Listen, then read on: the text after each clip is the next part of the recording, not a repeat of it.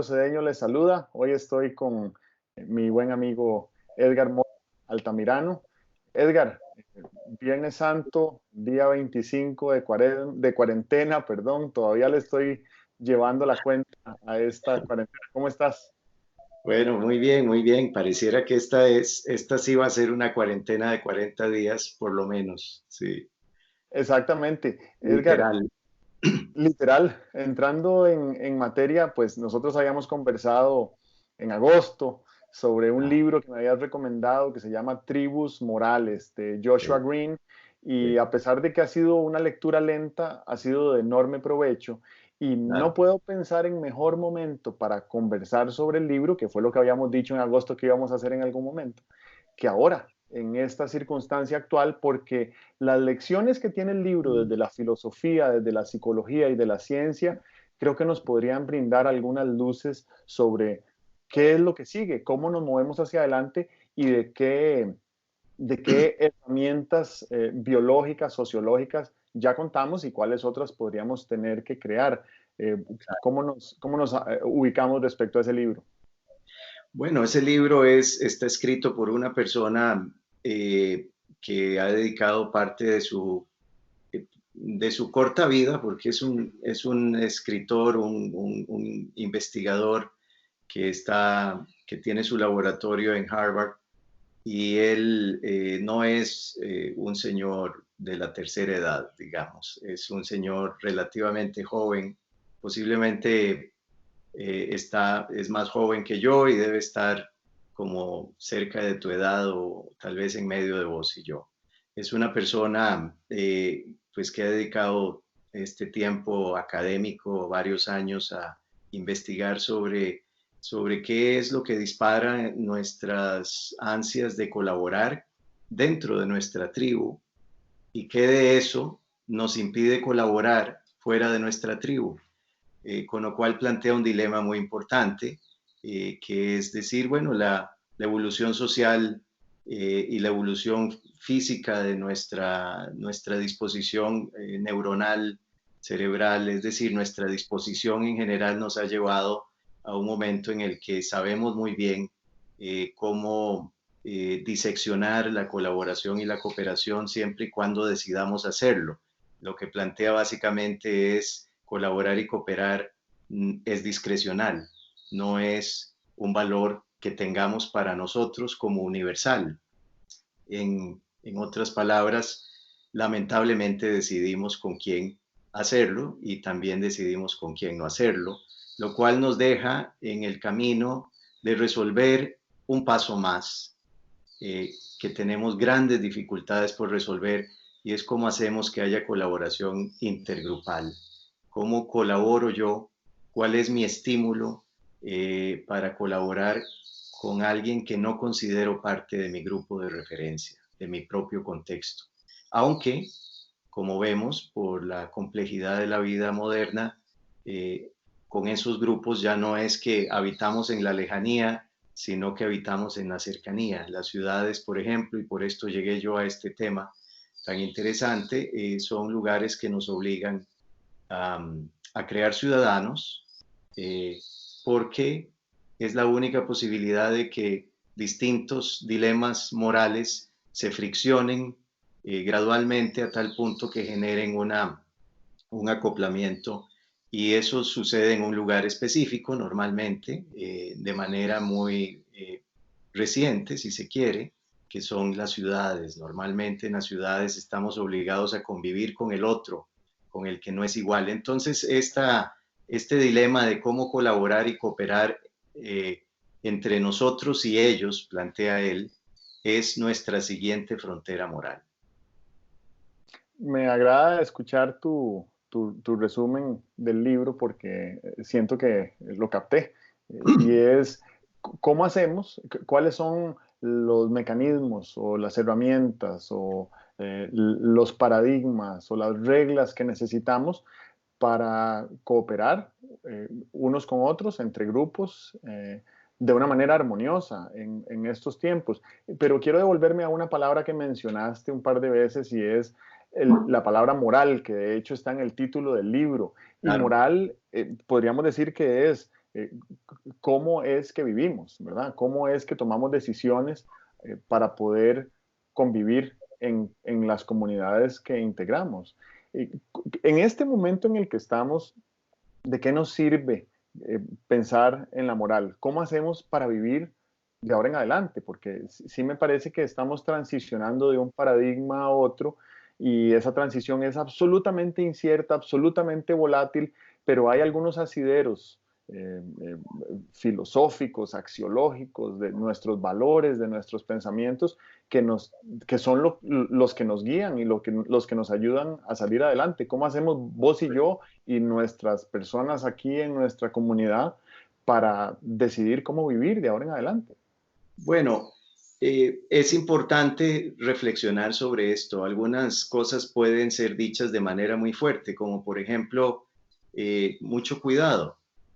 Las epidemias, las pestes, las pandemias, no necesariamente unen a las personas, las dividen.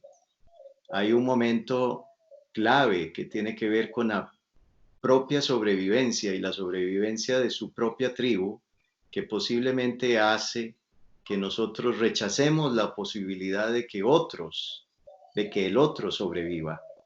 Eh, entonces, esto que se ha planteado, esta diferencia respecto a la posibilidad de colaborar entre el grupo y la dificultad de colaborar fuera del grupo es fundamental plantearla en este momento, porque es un mundo lleno de personas, es un mundo lleno de seres vivientes y de las decisiones que tomemos en el futuro dependerá la sobrevivencia de muchas personas y de muchos seres vivientes.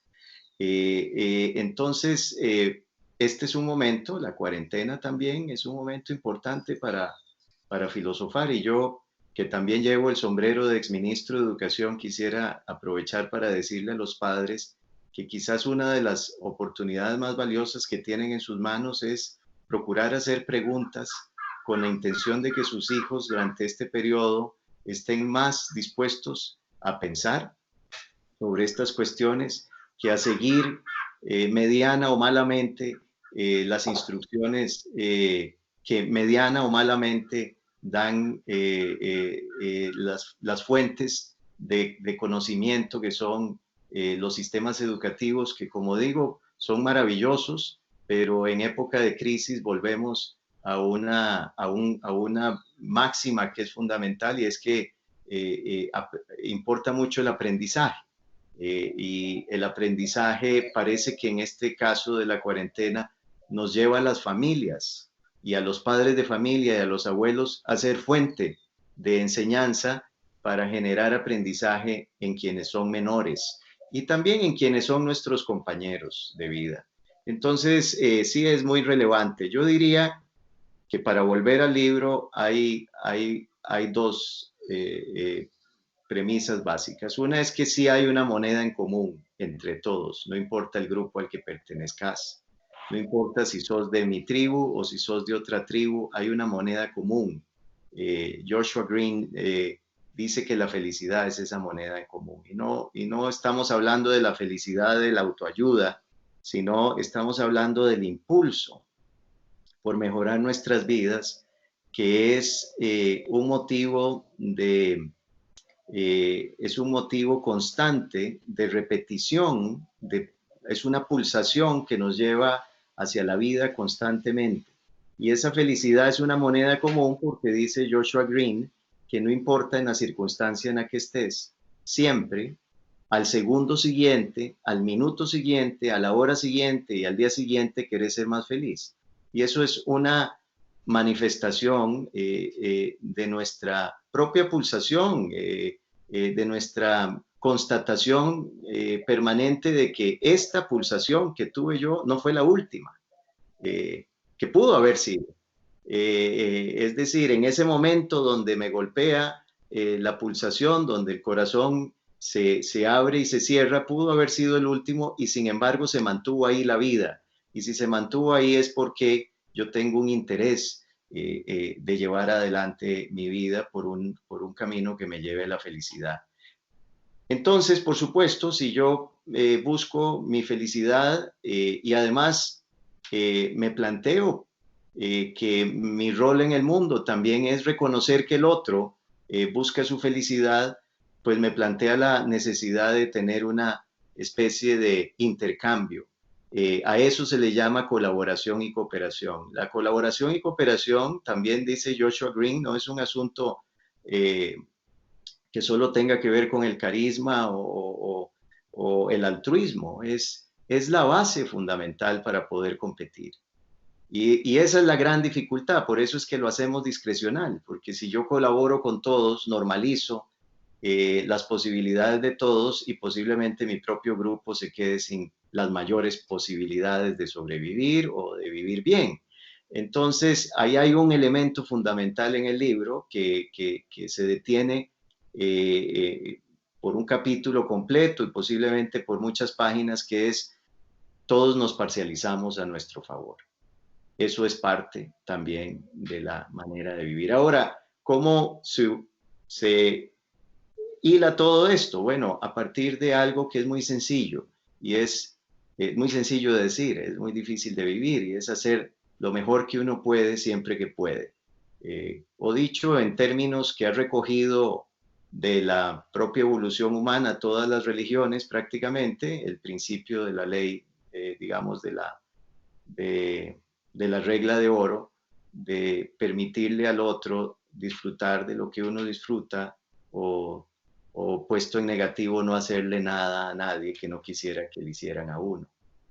A mí me gusta mucho una anécdota que él plantea en el libro, que a un rabino judío le preguntan cuál es el resumen del libro sagrado, y dice: no hacer al prójimo lo que no quisiera que a uno le hicieran. Y agrega: todo lo demás son notas al pie. Y efectivamente, todo lo demás son notas al pie. Muy interesante. Mencionaste un par de veces el término sobrevivir, y a mí me parece que la supervivencia es la, el propósito para el cual fue rediseñado nuestro cerebro hace 200.000 años. Hace 200.000 años, la última mejora que se le hizo a nuestro cerebro fue capacitarlo con muchos más recursos para poder sobrevivir. Y esa supervivencia a veces significa huir, y a veces significa luchar, y a veces significa desmayarse y hacerse el muerto, ¿verdad? Sí. Y entonces el autor plantea esta disyuntiva entre la razón y la intuición, porque nosotros hemos priorizado la razón como un método para tomar decisiones y hemos descartado incluso de manera peyorativa lo que es intuitivo, lo que es emocional, lo que es racional y decimos irracional, perdón, y decimos esa no es la forma como se toman decisiones. De hecho, si pensamos en términos de diseño de políticas públicas, el paradigma establecido es que las políticas públicas tienen que estar basadas en evidencias y esa evidencia tiene que provenir de la ciencia. Y eso Sí. no lo cuestionaría. Lo que sí quiero traer a colación que el autor menciona es la importancia de que la intuición y las corazonadas son una fuente importante de decisión inconsciente que proviene de este cerebro supercapacitado para la supervivencia. Y en los tiempos actuales en los que vivimos hay alguna gente que está discutiendo de si estamos descuidando demasiado la economía para preservar la vida, pero la respuesta inmediata que me surge a mí es que nadie quiere enfermarse y nadie quiere morirse de esto. Entonces, ¿cómo Sí. hacemos para balancear la razón y la intuición a la Quizás, hora de convivir como tribu, como colectividad, claro. como comunidad? Bueno, quizás hay un dilema mucho más en corto, que tiene que ver incluso no con la sociedad. Podemos ir ahí al tema de la economía y los efectos de la pandemia, el valor de la vida versus el valor del dinero corporativo. Pero hay algo, no sé si te pasa, Álvaro, pero estamos en el dilema, al menos en mi familia, y creo que mi familia no tiene nada de extraordinario. Entonces, como yo creo en los datos y creo en la estadística, pues no veo por qué no se pueda extrapolar esto a, por supuesto con algún margen de error que seguro me dirá algún estadístico que es alto, pero estamos en el dilema de si usar mascarilla o no usar mascarilla. Ese es un dilema moral en este momento, porque además está lleno de pequeños dilemas. Bueno, si yo uso mascarilla, ¿cuál uso? Si uso la N95, le quito la N95 a alguien que podría necesitarla de verdad. ¿Será que es necesario? Eh, eh, si uso mascarilla que no es especializada, N95, a la larga doy una falsa sensación de seguridad y puedo contagiar a otro que la recibe como buena, y lo que yo tenía era un trapito, un pañuelito de lino lleno de porosidad y en fin, es decir, hasta una decisión de ese tipo. ¿O ve qué importante? Esa decisión es muy importante. Hay gobiernos discutiendo, ciudades tomando la decisión, rompiéndose la cabeza sobre si usamos o no usamos mascarilla. Y aquí también el gobierno ha estado bajo presión. La gente le plantea y dicen, bueno, es voluntario. Ok, todavía es un dilema peor. Es voluntario. Caray, ahora queda en nosotros resolver ese dilema. Y ese dilema es lo que decís. El libro lo que plantea, Joshua Green lo que plantea es que, y es muy ingenioso, recurre a un mecanismo que está en las manos de todos, que es la cámara. Y dice, el ser humano también tiene dos modos, el modo manual y el modo automático. El modo automático, y pone de ejemplo la cámara. Por supuesto, no es que estoy diciendo que los seres humanos son como las cámaras, nada más es un ejemplo para graficar que hay un modo automático. Y ese modo automático lo hemos usado muchas veces durante estos días, casi lo usamos siempre. El que maneja un carro lo usa constantemente. Eh, eh, Me enseñó a manejar, me decía, usted tiene que manejar a la defensiva. Y a la defensiva es, hágale caso a su intuición. Puede que no venga nada de lado, pero si usted siente temor, meta los frenos. Puede que no pasara nada ni que estuviera sucediendo nada. Puede que haya sido nada más una luz que me hizo a mí sentir temor. O, por ejemplo, otra forma en la que usamos la intuición, y la intuición nos domina manejando un carro, es cuando hay parqueo de ambos lados de la calle y lo que me queda es un espacio por el cual sí pasa el carro. Pero como yo no veo suficiente espacio de un lado y de otro, bajo la velocidad. Podría no bajarla. Lo que pasa es que el modo automático me domina. Igual que el modo automático me domina, Álvaro, cuando veo la calle súper ancha y entonces le meto gas al carro, porque también estoy actuando de modo automático. No tiene ningún sentido. Puede ser que esa anchura de la calle no se prolongue por más de 100 metros y no tenía mayor valor que yo le metiera el gas y el acelerador al carro. Sin embargo, lo hice. Uno actúa de manera automática constantemente. Y lo que uno quisiera es recibir ese mensaje de la intuición, eh, pero modularlo inmediatamente o modularlo después, ya sea para disculparse, ya sea para aprender, ya sea para no vivir en angustia. Entonces, para eso uno también desarrolla el modo manual. El modo manual, para volver al ejemplo de la cámara, es que uno enfoca manualmente la situación y empieza a administrarla, empieza a gestionarla. Ahí hay algo que viene también con nosotros, que está en nuestra cabeza, que es la capacidad de agencia. Y esa capacidad de agencia es quizás el gran patrimonio que nos dejó ese último cambio en la evolución de nuestro cerebro. Eh, otra manera más brutal de decirlo es, si dos tropas de chimpancés se encuentran en la jungla y una ve que la otra es más débil porque tiene más hembras embarazadas, porque tiene más bebés, porque tiene más adultos mayores o porque tiene muchos enfermos, la que se siente más poderosa, la que se percibe a sí misma más poderosa, invariablemente va a atacar a la débil. Eso hacen los chimpancés. Nosotros no hacemos eso ya. Nosotros regulamos manualmente. E incluso hemos creado una frase hermosísima para eso, y es: el que más lo necesita, más debe recibir. Es el opuesto a la política del chimpancé. El opuesto de la política del chimpancé es que nadie se quede atrás. Y eso es pura moralidad política. Fascinante. Y cuando hablas de intuición, a mí me preocupa un poco que en la realidad moderna, posmoderna en la que vivimos, cuesta mucho escuchar la intuición porque estamos bombardeados por información todo el día. Y ahora cuando mencionabas sobre tu recomendación como exministro de Educación, yo pensaba, uy, si yo fuera ministro de Educación sería muy impopular porque yo le recomendaría a los padres, sobre todo en esta época, pero en general, que desconecten las pantallas electrónicas de sus hijos para que tengan más capacidad de conocerse, de escucharse, de inventar cosas, de sentirse aburridos, de buscar soluciones para ese aburrimiento.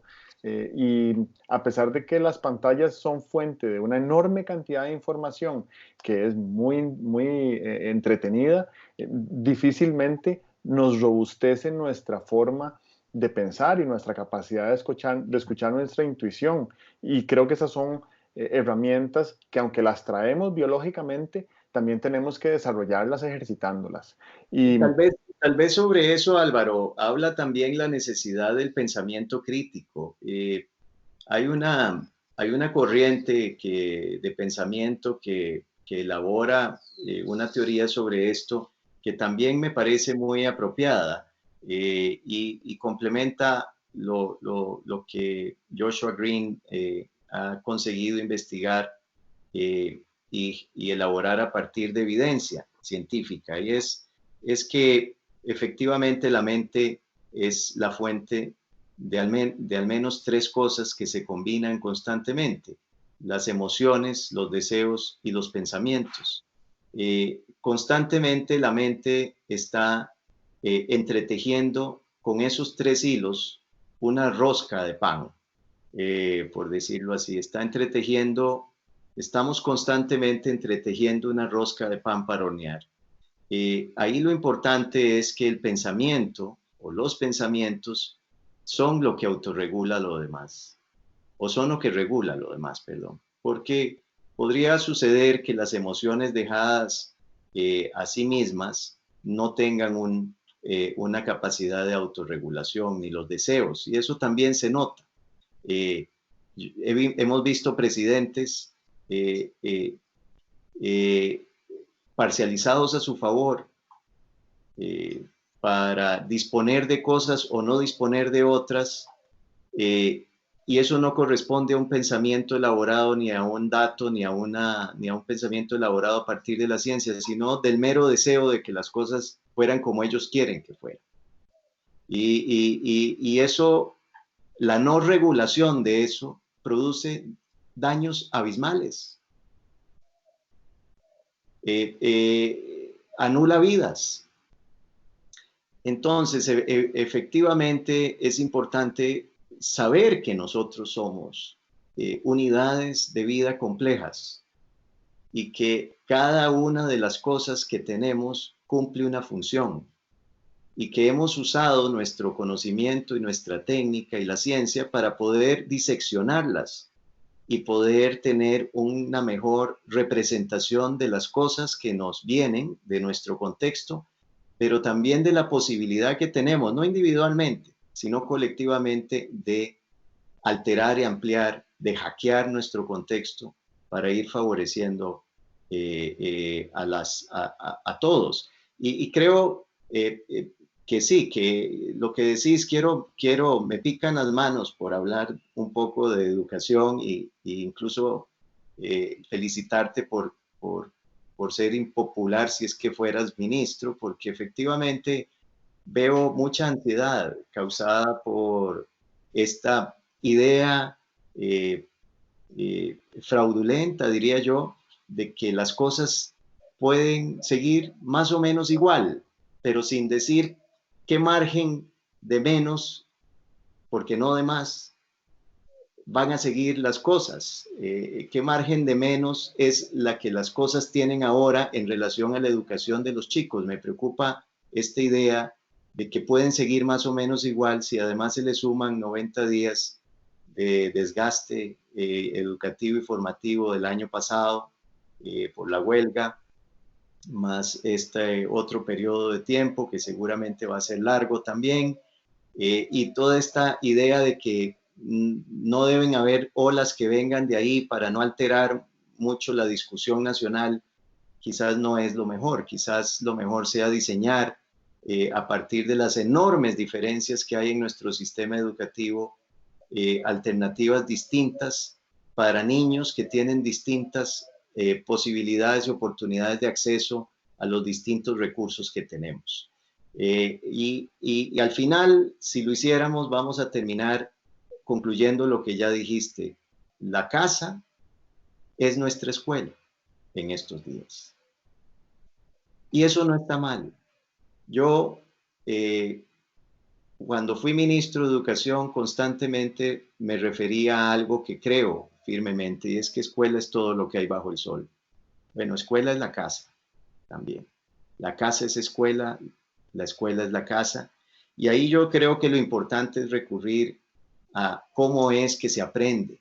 Los padres de familia más o menos sabemos, intuitivamente sabemos que cuando ponemos a una niña, a un niño a ayudarnos a hacer el jardín, que cuando los ponemos a cocinar con nosotros, a hacer el ejercicio de limpiar la casa, cuando nos ponemos a bailar por la música que repentinamente suena en la radio, hay aprendizajes. Cuando compartimos el agua con los pajaritos, que lo necesitan mucho en estos días y que la piden.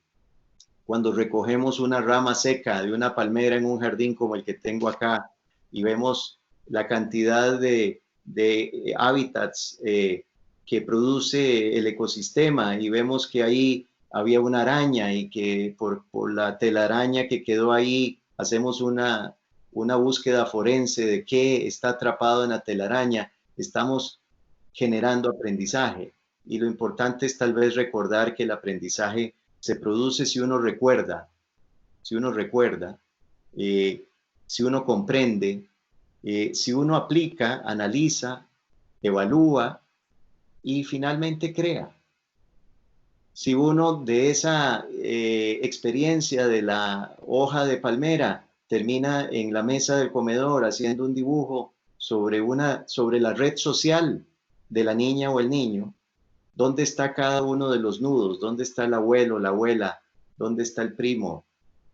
Y eso lo graficamos a partir de esta idea de la red, que la araña nos enseña que es eficiente y eficaz. Posiblemente hayamos aprovechado el día para que los chicos terminen aprendiendo. Y aquí tal vez la máxima es que no se enseña nada hasta que otra persona aprende. Ese es lo que habría que hacer en estos días, todos convertirnos en un gran contingente de educadores para nuestros niños. Edgar, nos ganó el tiempo, lamentablemente. Creo que el libro da para una conversación mucho más larga en esa larga lista de temas que entreteje el autor en su argumentación. Y me gustaría pedirte que nos dijeras cuál sería tu argumento final, con qué te quedas después de esto, qué nos sirve de este libro para la circunstancia en la que estamos viviendo y cómo lo llevamos a la práctica. Bueno, es importante tal vez recuperar del libro un concepto que a mí me fascina por su potencia como una especie de pegamento para la colaboración y la cooperación, que es la reciprocidad. Joshua Green en su libro define que la cooperación y la colaboración entre un mismo grupo, que esa es fácil de que se dé, y esta es buena parte de la dificultad que tenemos para desarrollar respuestas universales.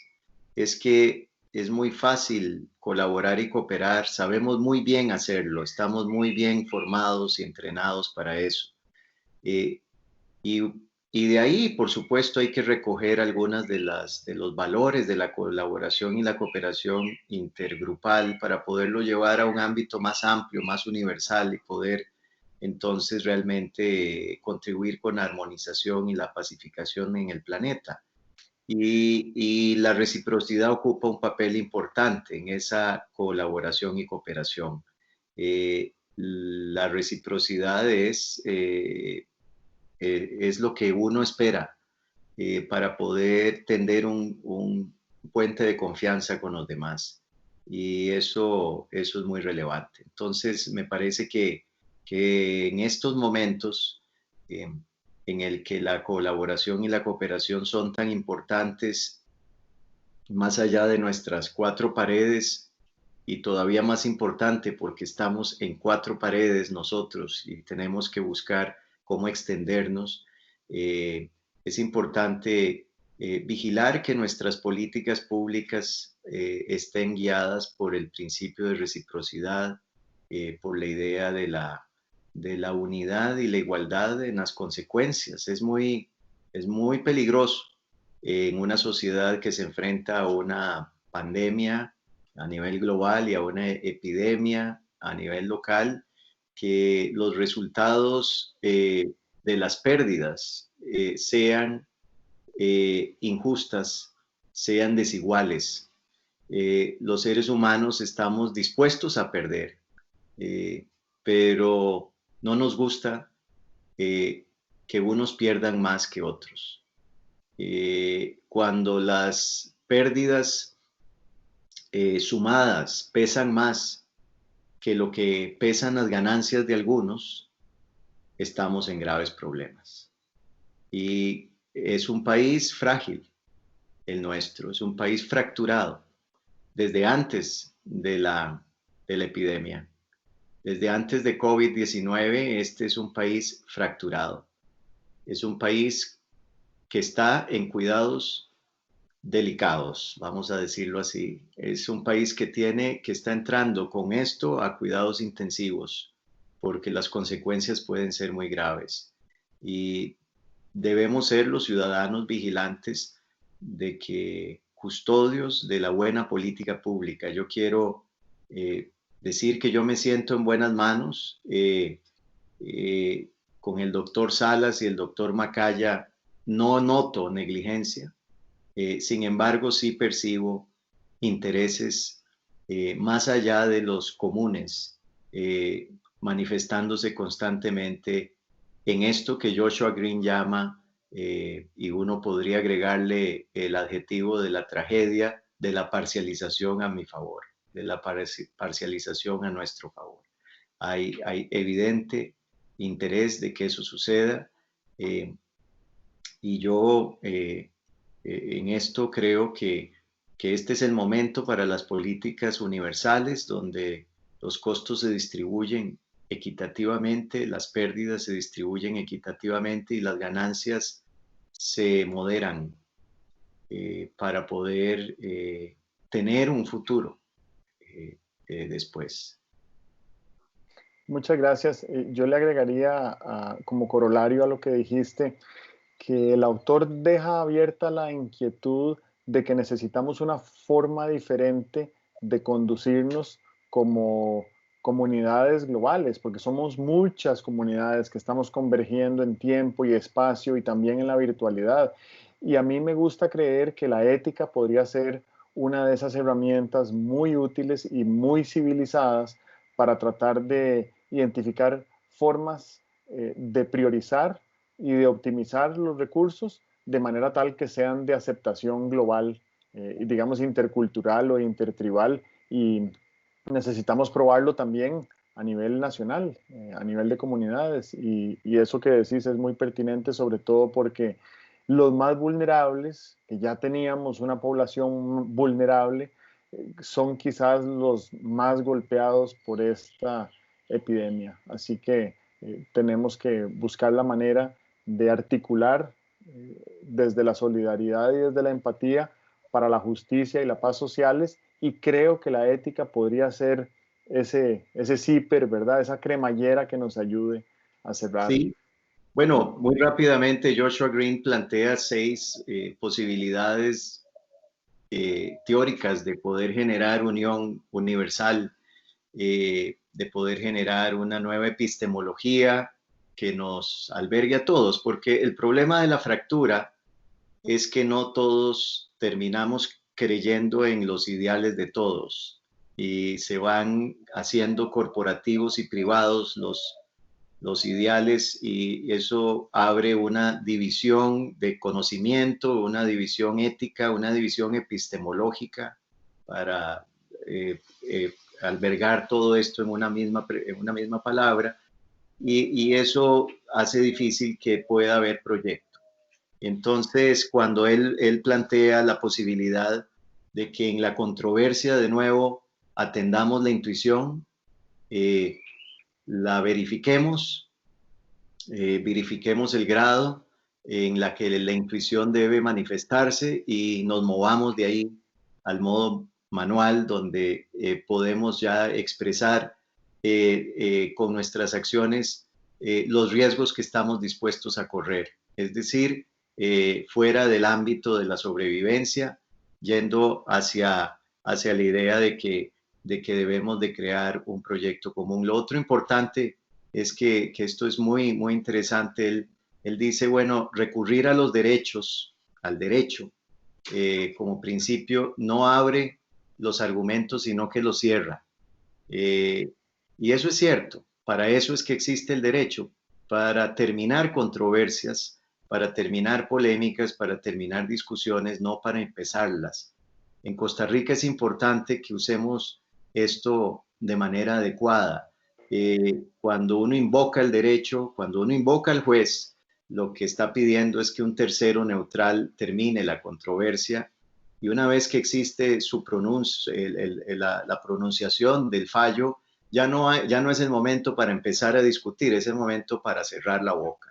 Entonces hay que recurrir a otras formas de gestión que no sean meramente esa solicitud de ese tercero imparcial. Lo otro que menciona muy importante es fijarnos en los datos. Fijarnos en los datos, diría yo, que en este contexto de esta conversación me atrevo a decir, una tragedia como esta, la pandemia, cabía en la ciencia y cabía en la poesía, pero no cupo ni en la economía ni en la política. Los desbordó. Y esto me preocupa mucho, porque nosotros estamos gobernados por la economía y la política, no por la ciencia y la poesía. Y en la economía y la política no alcanza ni 15 días de crisis. Y eso es muy severo, porque los ahorros de todos, digamos, los ahorros colectivos de la humanidad no están dispuestos para todos, es lo que quiero decir. No son ahorros de todos, son ahorros de unos pocos. Y esto es muy grave. Y sobre eso seguramente se va a abrir un debate fuerte después. Lo otro que menciona Joshua Green es que hay que estar controlando la tendencia a parcializarse a nuestro favor. Esa tendencia que es natural hay que moderarla, y eso se modera con pensamiento crítico. Finalmente, usar el principio de la moneda común, la felicidad de las personas, y ahí siempre que uno pueda dar, es mejor, dice Joshua Green, dar y no recibir. Si uno puede tener su propia medida de eso y ponerse una meta, en mi caso yo trato de que nunca me den más de lo que doy, y si puedo doy mucho más de lo que recibí. Eso me parece que es muy importante. Excelente. Edgar, muchísimas gracias por tu tiempo y por compartir generosamente todo tu conocimiento y tus apreciaciones. Creo que podemos retomar esta conversación en algún momento futuro, y ojalá que también podamos reunirnos y tomarnos un café más que virtualmente en algún momento pronto. Que estés Claro, muy bien. ojalá que sí. Ojalá que sí. Y suerte con tu nueva gestión de maestro y profesor de tus hijos. Gracias. Maestro, profesor, director, orientador. Qué época tan hermosa. Así es, facilitador y además aprendiz, porque aprendo Sí, pues, muchísimo de ellas. así es, sí. Que Bueno, estés muy muy bien. bien. Gracias por Hasta la invitación, luego. Álvaro. Hasta luego.